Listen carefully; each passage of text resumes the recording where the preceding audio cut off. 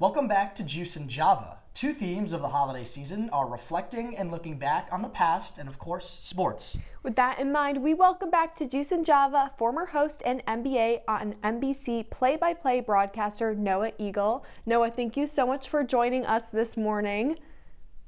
Thanks for having me, guys. Always good to be back, even in virtual form. This is a nice little throwback for me. I do feel like I'm missing some level of Christmas suit from you guys. That's what we rocked back in the day. So maybe I can send one for next year. Make sure we're all locked and loaded. Well, trust me, we're going to get to that in a little bit. But just to start out quickly, can you just tell us a little bit about your time at Juice and Java and at CitrusTV? Of course, it was an absolute blast. Juice and Job in particular, we just had so much fun together. Connor Federico is who got me involved, and I started by doing Bachelor updates on the show, and it went really well. I essentially would just stay up all night the night before, making my script, trying to put as many jokes in there as I possibly could. And my goal at the time was just make as many people in studio laugh.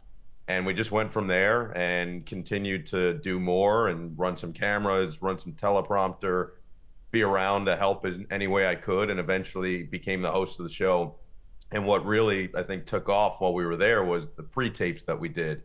And a shout out to our producers, Vic and Isha in particular, because both of them were so instrumental in making sure that the pre-tapes, one, happened, and two, made sense. And we did some really cool stuff, dog sledding and curling and a maze at apple picking at Beacon Skiff and all the wonderful stuff that you can do around Central New York. We did the State Fair. So doing all that stuff made it even more fun. So a huge shout out to our whole crew, but we had a blast doing it together. That sounds like a successful run on Juice and Java. Do you have a favorite part of being on the show? I just think that it was allowing myself and really anybody that was on with us, whether it was people that hosted or people that did segments, just anybody that was around it. It was the fact that we could just be ourselves and showcase personality, talk about issues in the world, but also have fun at the same time. We had little segments in studio and, as mentioned, the pre-tape. So for us, it was a lot of personality-based stuff that we didn't really get elsewhere while we were on campus doing other things, because for me, I was really focused on the sports stuff, and then even anchoring the news, it's a lot more serious. And so this allowed to kind of let your hair down a little bit and see what you can do, showcase what you have. And it was a blast. Like I said, doing it together, you guys know this, everybody who does it knows this. When you're a college kid, getting up early on a Saturday morning is not necessarily a simple ask. And so you better really like what you're doing, and you better really like who you're doing it with. Yeah, I think that's great advice, Noah. And, with all the games you're calling now, some really important games, looking back on Juice and Java and Citrus TV, what are some lessons that you learned from your time here that now you apply to your commentary? Yeah, probably the biggest one is learning how to adapt on the fly and just being a chameleon.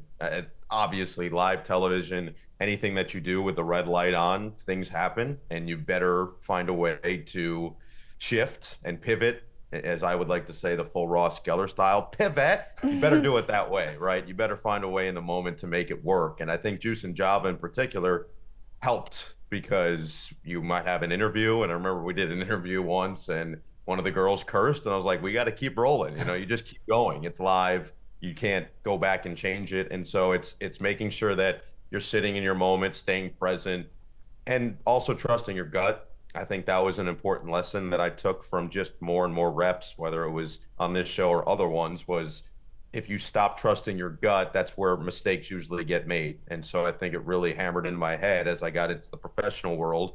And now I call these games as, okay, whatever pops in my head is probably the right answer, and I need to trust that. And that's led me in the right direction so far.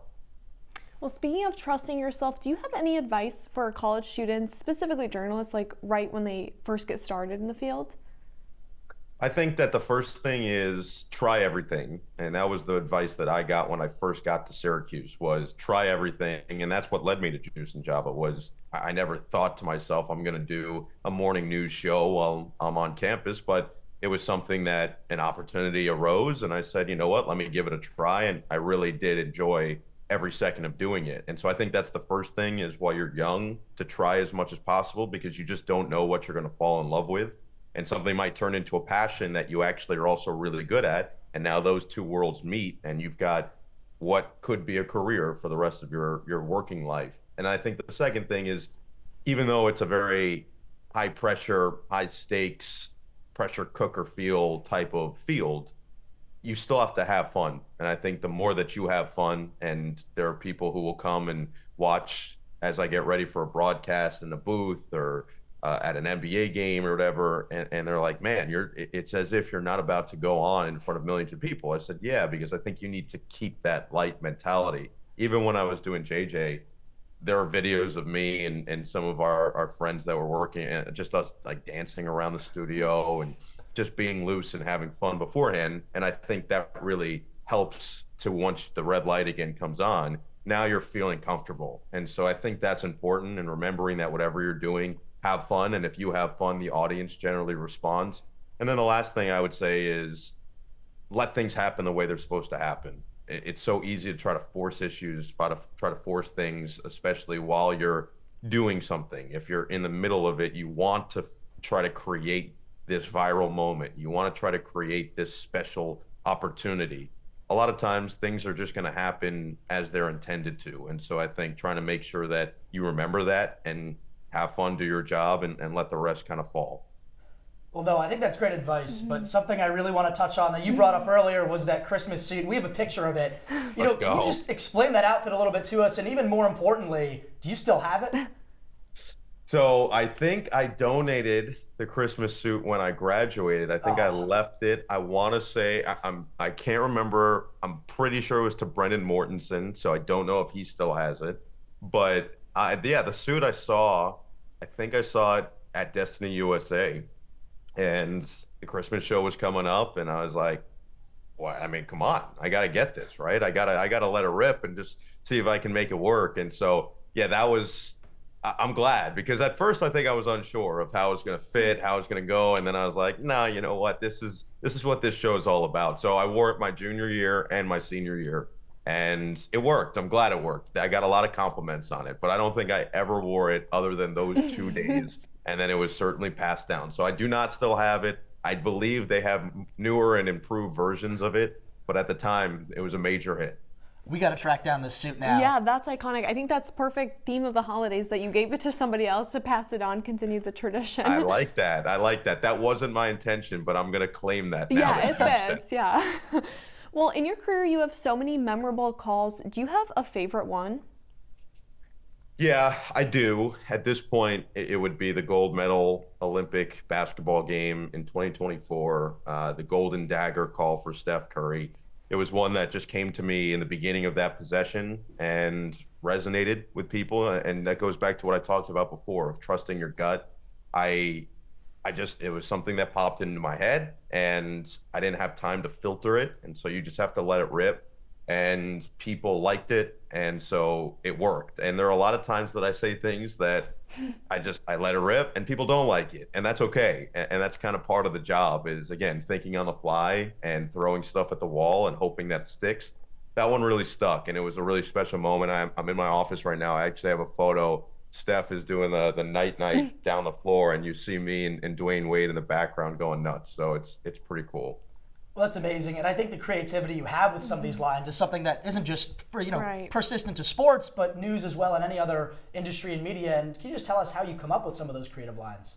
Yeah, for the majority of them, it's similar to that, where it really is in the moment. And I think that goes back to the education that I got at shows like this and other outlets at Syracuse, of learning to think on the fly and learning to react, as I talked about before. And then there are occasional ones where maybe I'm preparing for a game and I see a name or I see something, I go, ooh, something just immediately pops into my head, and I go, I'll store that away for later. So I just did a Nets game the other day, and there's a rookie on the Brooklyn Nets this year named Yegor Diomin. He's Russian and went to BYU last year, and he hit a long three, and I called it a Jaeger bomb. So that one was one that I was preparing, and I go, oh, that could work. And so you store it away for later. The other ones, like the Golden Dagger, that one just came to me right about 5 seconds before the shot happened. So I would say it's a mixture, but you just try to make it work. And again, say it with conviction, hope for the best. Yeah, that sounds awesome. Well, we know your dad is also a sports broadcaster and a Syracuse alum. What's it like coming from a line of broadcast lineage? It stinks. What do you think? No, it's great. It's awesome.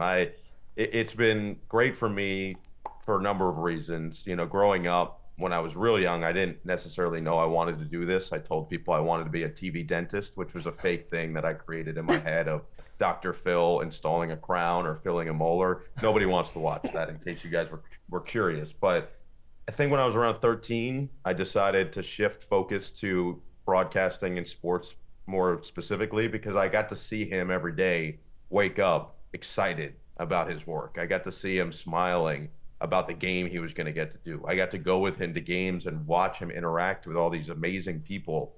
And I'm not just even talking about all his broadcast partners who were former NBA and NFL players and coaches and these larger than life figures, but more so producers, directors, the security guards at the arenas and the stadiums, and the ushers and the cameramen, and you just go down the list. And every time he entered a room, people's faces lit up. They were so excited to see him, and he knew about them, and they knew about him. And so watching that interaction is really, I think, what stuck out to me for years. And I said, okay, I want that. And then the broadcasting side of it, and so that part of it is just obviously a great role model. The broadcasting side of it was I got to see how it was done through osmosis for years. I never really sat down with them and said, hey, how do you do this? How do you do that? How do you do this? I watched him. I observed. I was sitting in his office when I was 4, 5, 6 years old and reading media guides, which don't exist in physical form anymore, and watching him jot down note after note. And so I just got to see how he prepared. I got to see then how, like, as I mentioned, he interacted with people. I got to see how in the moment he was just handling himself. And I think I just banked all of that over time. By the time I got to school at Syracuse, which I really hadn't done much, I had just a good idea of how to do it, but I didn't know if I would be good at it. I didn't know if this was something that I would enjoy. And so it took me trying, as mentioned, so many different things while I was on campus to really get that. But now we always had a great relationship, me and my dad, but now it's at a different level because we have an understanding of each other's lives and the day-to-day things that happen. And on top of that, we can just have conversations that certainly when I was younger, we couldn't have before. So it's been really cool. And I'm just so thankful that he's in my corner. It's so amazing, and it really is just an awesome story. And I want to ask you, following up on that, do you have a favorite memory going as a kid to watch your dad and his craft, maybe something that just sticks out to you? You know, I have a lot of them. I went to a number of games. You know, I got really, really lucky where there were back-to-back years around my birthday where my gift was essentially going with him to a game. I grew up a suffering Jets fan, but at the time they were good. When I was turning 13, they went to the AFC Championship, and that year they had a game in Toronto that he actually called on radio. And so I got to go with him to that game. And then the next year I went to he took me to a Duke basketball game. So those types are really cool just because they were different atmospheres than everything else I'd been accustomed to. But then I remember it was 2013. So at that point I was 16, going to turn 17. And Syracuse was playing in the Sweet 16 and the Elite Eight in Washington, D.C., and he was doing it on radio with longtime legendary Georgetown coach John Thompson. And I got to sit with them while they did the game. Syracuse beat the #1 ranked team in the country, Indiana, in the Sweet 16. They beat Marquette, who they were in the same conference in the Big East at the time, in the Elite Eight, held them to 39 points in the game to go to the Final Four with Michael Carter-Williams and Bimus Akita and James Sutherland, C.J. Fair, and Brandon Trish, that team. And so I got to be there for it. And I remember sitting after the game with John Thompson, who Syracuse fans for years despised. It was the nastiest rivalry right there with Duke, Carolina, and all of college basketball for decades. And at that point, Georgetown and Syracuse were still in the same conference. And there were so many Cuse fans all around us. And obviously, both my parents went to Syracuse where they met. So for our family, we were always Cuse fans. And I'm sitting there, and John Thompson's sitting there, and all these Cuse fans, after they win the game to go to the Final Four, are lined up behind him. And they're like, John Thompson, how do you like that? And he turns around and he just goes, I couldn't be happier for you. And they were like, oh, what do we do now? Like, that was really nice of him to say. And so it was just this cool moment of, John Thompson, this hated legend within the Syracuse world, showcasing that at the end of the day, it's all love within the Big East. So that was real cool. Absolutely. Do you guys have any holiday traditions together or ones that you do on your own?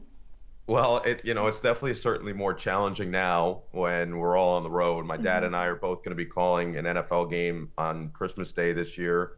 So he'll be in DC and I'll be in Minneapolis. And so I think the tradition for my mom and sister is usually watch us. When I was younger, we'd go over to our next door neighbor's house for Christmas Day, and that was always a blast. They were wonderful people. We got to see them a couple weeks back, which is nice. But yeah, different. I think now that work kind of gets in the way and takes precedent. But it's cool that the two of us, my dad and myself, for back-to-back years now on Christmas, get to almost he gets to toss to me, which is pretty special, especially talking about what we were before, which was the connection that we have and the bond that we really have built even further through broadcasting. So that'll be nice, and hopefully we get to join all of your homes on Christmas Day. Yeah, I know I'll definitely have the game on, even as a Yeah. Jets fan. Football is still fun to watch, especially with you, Colin. But kind of going back to Citrus TV and Juice and Java, I consider the crew here, the on-air talent, our production, we're all very ambitious people. And in your young career, you've already accomplished so much, but I'm sure you have some goals that you still wish to accomplish. If you could just share some of those with us. Yeah, I get asked this of, oh, what's your dream job, or what's the next thing? I get asked a lot, and my true answer, and I think that you guys probably feel this as well, just being where you are at Cuse, and a lot of people share this, it has always been, I just want to do new things consistently, and I want to do things that challenge me and things that I enjoy. And so at this point, I've been really lucky that, to your point, I've gotten to call some incredible events. I've done a Super Bowl on Nickelodeon with SpongeBob and Patrick. I've done the Olympics and the gold medal games for the men's and women's basketball. I've done NBA playoffs, and I'll do that now on NBC this year. I've done college football and college basketball at super high levels. I've done the French Open final. I've gotten to do some unbelievable events already. And I would be lying if I didn't say, oh, I want to do the NBA Finals one day. I would love to do that. I'm a huge NBA fan. But I think that's just how everybody is. If you get into this, that's what you want. And if you don't want that, then I don't really see why you're doing this. And I know that there are wonderful jobs, but that's certainly a pinnacle, and that's kind of what everybody wants to get to. And so my answer is truly, if I can keep doing stuff that I enjoy, that challenges me, that keeps everything fresh and new, then I feel like I was doing everything in the best of my ability, and I'll feel like I've accomplished the most that I can. And so that's always been my genuine answer. And what was your biggest challenge coming out of Syracuse and getting into the broadcast world? Is there anything else you wish you maybe practiced a little bit more at SU, or wish that you learned? Yeah, I mean, I would say one of the bigger challenges is I looked ridiculously young, which I didn't realize at the time, but I look back at photos now and I was like, man, I should have used some kind of like something on my face to grow facial hair or something. Maybe I should have like gotten a fake beard. But no, I think challenge wise, it's for everybody, especially who does play by play, it's finding your voice and learning how to properly use your voice.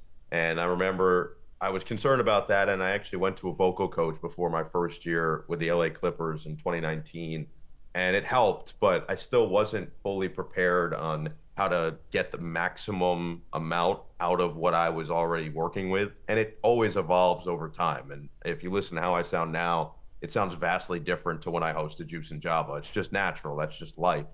But I think if I had a better understanding of how to get the most out of my voice, that would have helped maybe a little bit earlier. I remember my first year with the Clippers, and I did all those games alone on radio. And I woke up on Christmas Day. They had a huge game against the Lakers, one of their biggest games of the year. And I did not have a voice that morning. And so now I have a lot more tricks of the trade, which I guess comes with experience of having to go through these.